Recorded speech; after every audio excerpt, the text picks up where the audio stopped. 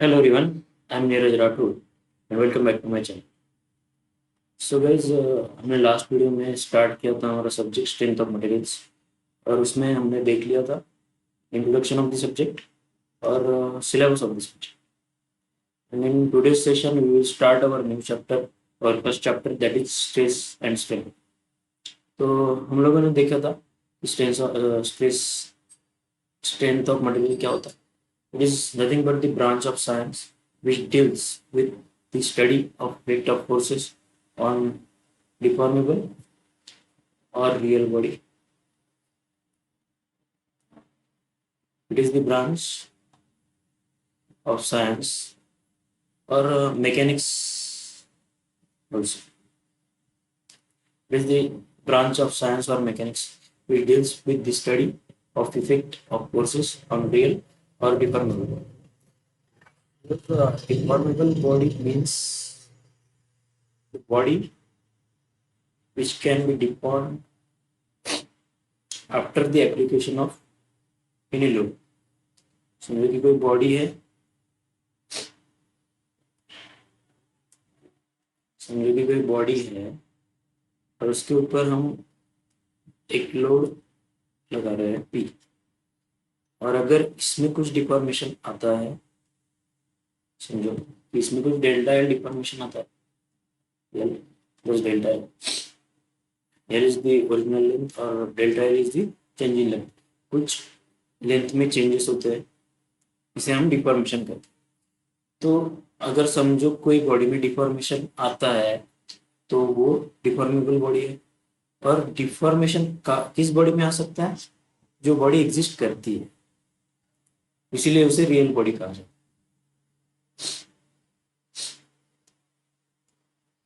और हम लोगों ने जो स्टडी किया है इंजीनियरिंग मैकेनिक्स में वो था रिजिड बॉडी के बारे.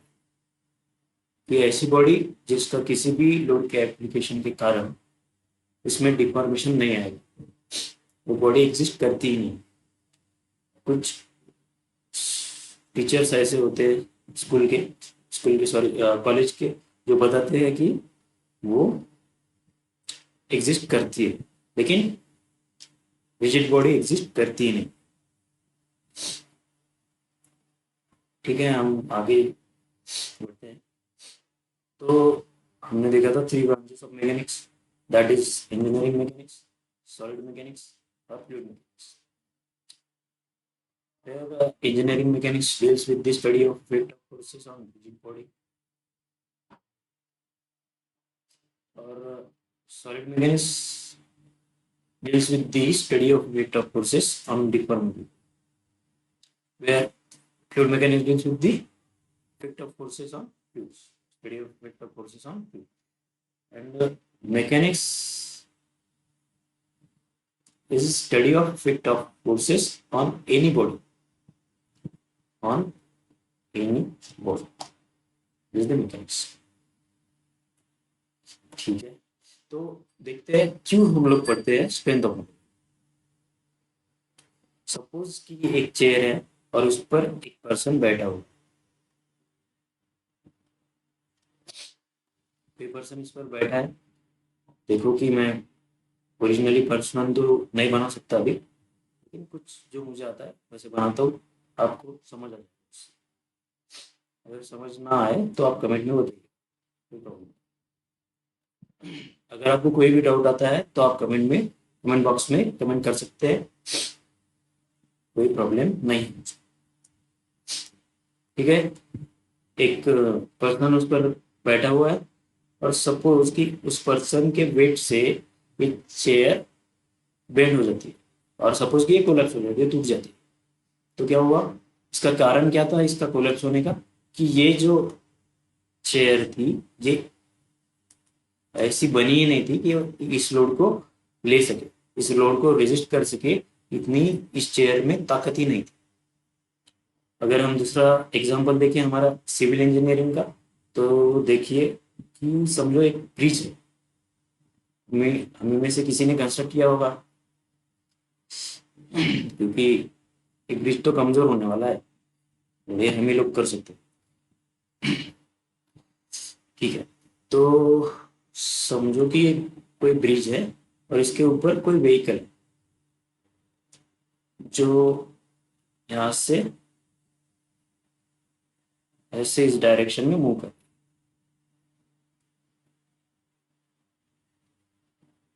कोई बड़ा व्हीकल है, समझो कि कोई कंटेनर है, वो जा रहा है।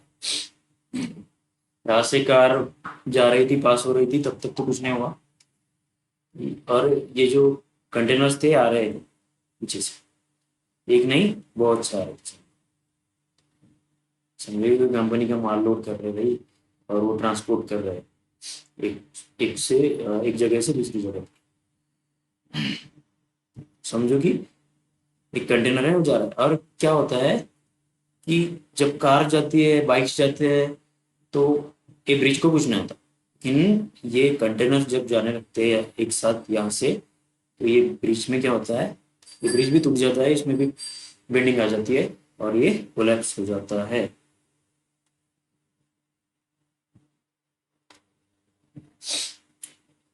इसमें भी डिफॉर्मेशन आ गया, delta, that is deflection.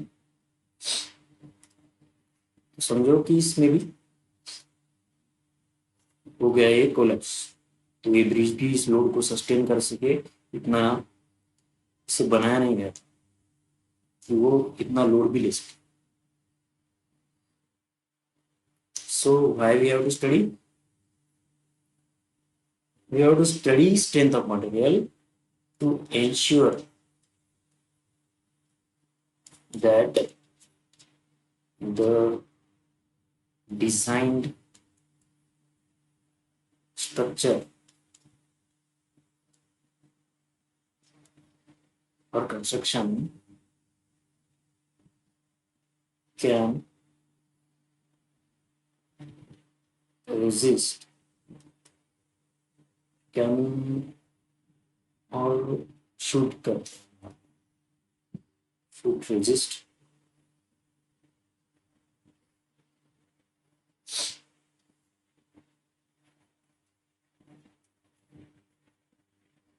the externally applied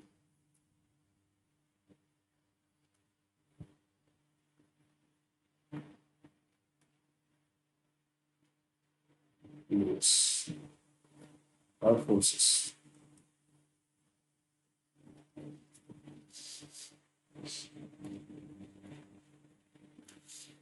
And to study the effect of behavior of different types of forces, or to study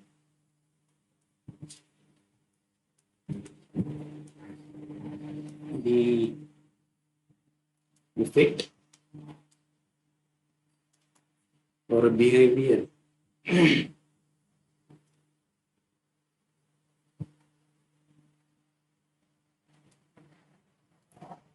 different types of forces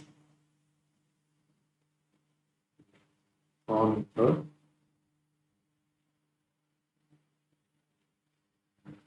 body or real body. Okay, so that's why we have to study strength of material. ठीक है, मैं आशा करता हूँ कि आप लोगों को यहाँ तक की समझ आ चुका है, और आगे बढ़ते हैं। हम लोग स्टार्ट करते हैं अब हमारा first chapter, that is stress and strain. So now we will start for first chapter, that is stress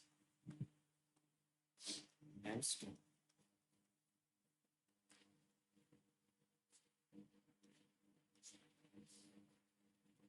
First we will discuss about concept of stress.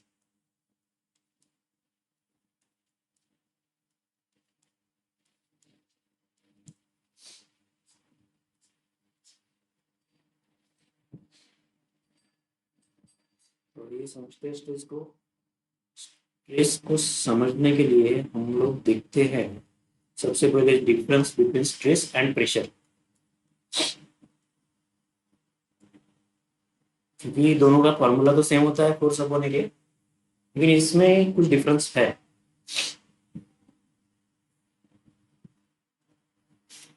तो स्ट्रेस इज जनरेटेड इंटरनली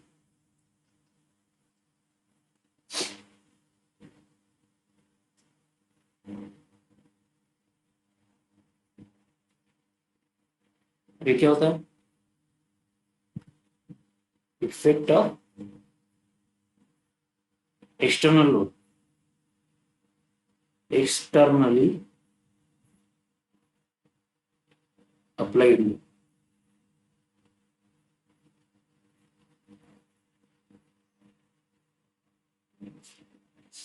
तो stress क्या होता है कि अगर कोई body है, उसके ऊपर हम किसी पॉइंट पर लोड लगा रहे हैं, तो उसके अंदर से जो कुछ भी रेजिस्टेंस आएगा उसे हम स्ट्रेस कहते हैं एट अ पॉइंट। और उस पॉइंट पर, जिस पॉइंट पर लोड लग रहा है, उस पॉइंट पर जो रेजिस्टेंस आएगा उसे हम स्ट्रेस कहते हैं। और प्रेशर क्या होता है? It is the effect of externally applied load at a point.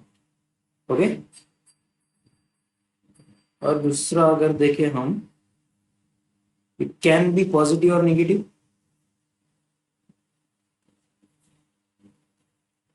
But pressure is always positive.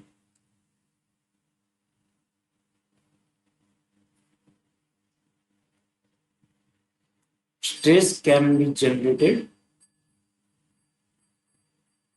with the help of pressure, by the pressure, but pressure can't be generated with stress. देखिए कि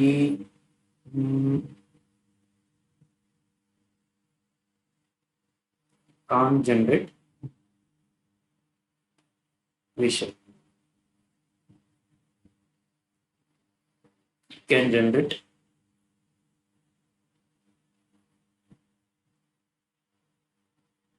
stress, but pressure can generate stress. ठीक है। अगर इसके formula की बात करें तो वो तो सेम ही है, आप लोगों को शायद पता भी होगा।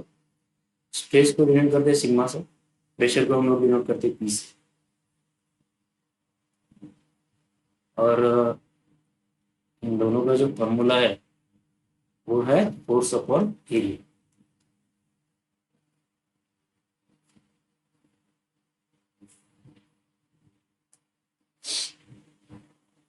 अगर डायग्राम के हेल्प से समझा जाए इन दोनों को, तो समझिए, एक बार समझा देते हैं। कोई बॉडी है, तो जो इस लोड के कारण ये जो एक्ट हो रहा है इसे हम प्रेशर कहेंगे, प्रेशर। जो इंटरनली इसको रेजिस्ट करने के लिए एक्ट होगा इसी बॉडी के अंदर,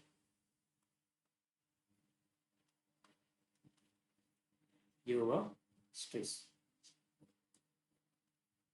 it is internal resistance of the body against the force. ठीक है। तो प्रेशर और स्ट्रेस, और एक इसमें डिफरेंस है कि stress can be normal to the body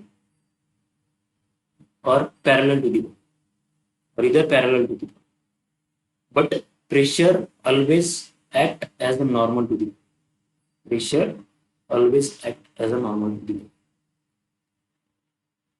ठीक है। ओके। तो और एक आगे बढ़ते हैं हम लोग, अभी देखते हैं हम इलास्टिक और नॉन इलास्टिक बॉडी के बारे में। स्टार्ट करते हैं elastic body.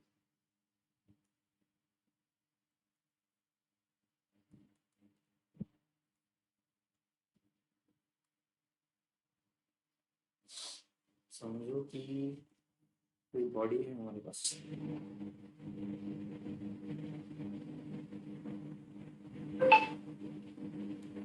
body section is not body.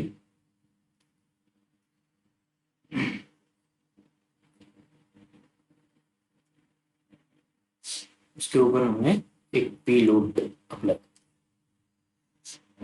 Tensile load P load हमने अप्लाई कर दिया और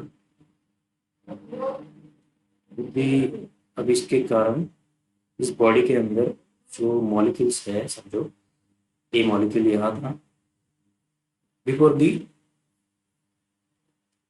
application of load, molecules body के अंदर मॉलिक्यूल्स प्रेजेंट थी, उनकी लोकेशन थी यहाँ, but after the application of load ये मॉलिक्यूल्स कहाँ गए, यहाँ पर।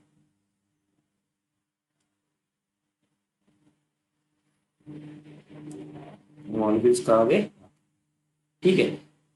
लेकिन ये जो एक्सटर्नल पुल है ये तो इसको खींचेगा, लेकिन जो ये इंटरनल रेजिस्टेंस इसके अंदर प्रोवाइड होगा ये क्या करेगा, मतलब जो ये मॉलिक्यूल है ये अंदर जाने की कोशिश करेगा, खुद को दूर जाने नहीं चाहिए, ये एक दूसरे से दूर नहीं जाना चाहेंगे, लेकिन जो एक्सटर्नली अप्लाइड लोड है ये इनको खींचेगा और जो इनके अंदर की बॉन्डिंग होती है जो इनको लोड के अपोजिट डायरेक्शन में खींचेगी उसे हम स्ट्रेस, ठीक है। But we are discussing about the elastic body. What is elastic body, समझो कि ये अपनी बॉडी थी, इनके मॉलिक्यूल्स थे, जो थी हमारी प्राइमरी कंडीशन थी, but after the application of load हमारे मॉलिक्यूल्स दूर दूर हो चुके हैं, इससे दूर दूर हो चुके हैं, तो इसकी वजह से क्या हुआ, बॉडी में डिस्टर्बेंस तो आया ही आया, लेकिन ये मॉलिक्यूल्स दूर हो गए। बट मैं अभी इस लोड को रिमूव कर देता हूँ,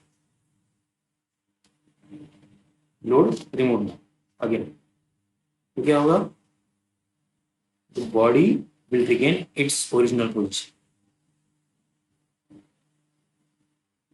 बॉडी क्या करेगी, उस ओरिजिनल पोजीशन को रिगेन करती है, ओके। और एक अच्छी तरह से इस चीज को हम लोग समझते हैं, समझिए कि बॉडी में हमने लोड लगाया, इससे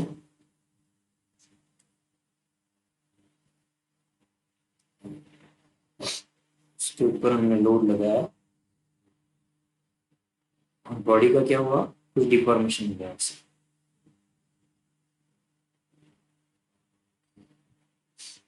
ओरिजिनली क्या था ये, इसकी लेंथ थी एल प्लस डिफॉर्मेशन कितना हुआ, delta L, it is the deformation, but after the removal of load will regain its original shape, वो क्या हो गया, only L, okay. Primary L था, उसके बाद जब हमने लोड को लोड अप्लाई किया उसके बाद क्या हुआ, इसमें कुछ डिफॉर्मेशन आया, that is delta L, and delta L is nothing but the change in length में कुछ चेंजेस हुए भी उसमें ऐड हो गए। लेकिन जैसे ही हमने लोड को रिमूव किया, यहाँ पर देखिए, तो हमने जैसे लोड को रिमूव कर दिया, लोड को रिमूव कर दिया तो बॉडी इसकी ओरिजिनल शेप पर आ गई, इसको क्या कहेंगे हम, इलास्टिक बॉडी। तो लिखिए इसकी definition, the body which regains its original shape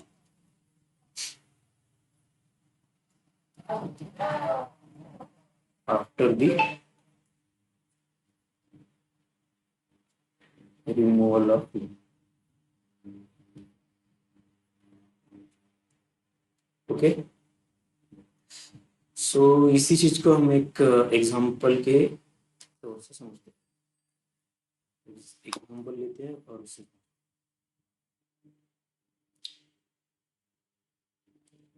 slide was used previously.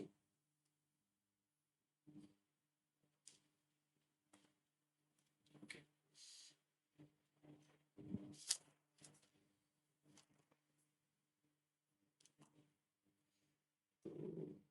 यहाँ हम ले एक एग्जाम्पल,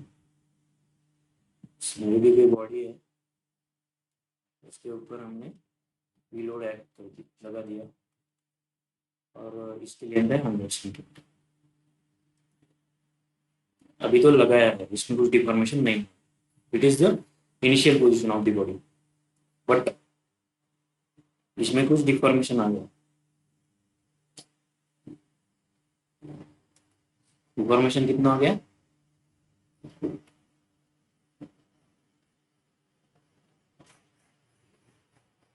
कुछ डिफॉर्मेशन आ गया, इसकी वजह से, इसकी लोड की वजह से उसकी लेंथ क्या हो गई?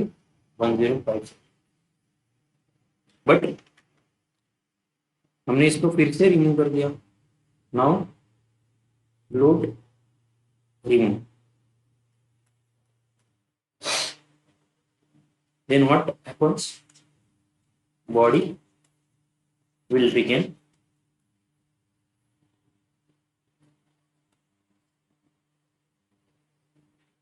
its original shape.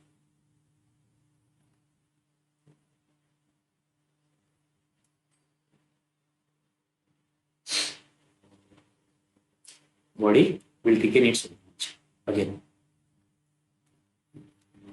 हो गया फिर से क्या हो जाएगी? 100 सेंटीमीटर। कोई लोड तो है ही नहीं इस पे, क्या हो गया? 100 सेंटीमीटर। आई होप कि आप लोगों को ये समझ में आ गया होगा। तो वो क्या है कि हम लोग इस चीज को रिकॉर्ड करते हैं, मतलब मैं इस चीज को रिकॉर्ड करता हूँ आप लोगों के लिए, इसलिए मुझे शॉर्ट शॉर्ट वीडियोस को अपलोड करना होगा। जब हम लोग लाइव सेशंस लेंगे तो हम लंबा जाएंगे, 1-1.5 घंटा या 2 घंटा, लेकिन अभी तो हमें 15-20 मिनट तक या 10-15 मिनट ही वीडियो को रिकॉर्ड करना होगा आप लोग को। तो आई होप कि आप लोगों को इतना समझ में आ गया। हम लोग कल देखेंगे, स्टार्ट करेंगे, मतलब नेक्स्ट वीडियो में हम लोग स्टार्ट करेंगे, that is stress, types of stresses.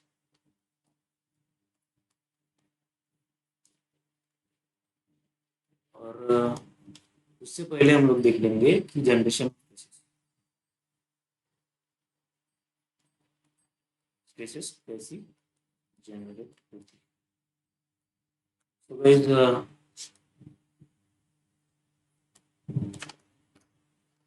आप लोगों को समझ आया होगा, ऐसी मैं आशा करता हूँ। और अगर किसी को कुछ भी डाउट होता है तो आप लोग कमेंट बॉक्स में टाइप कर सकते हैं।